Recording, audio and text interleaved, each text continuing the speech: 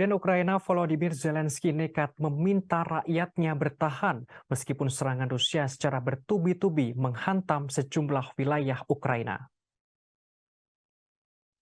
Hal ini disampaikan Zelensky saat memberikan pesan Natal pada Sabtu 24 Desember malam.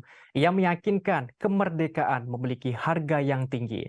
Dalam kesempatan itu Zelensky menyebut Rusia sebagai negara teroris.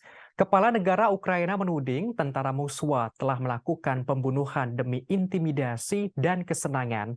Ia menerangkan dunia harus melihat dan memahami kejahatan yang dilakukan Rusia.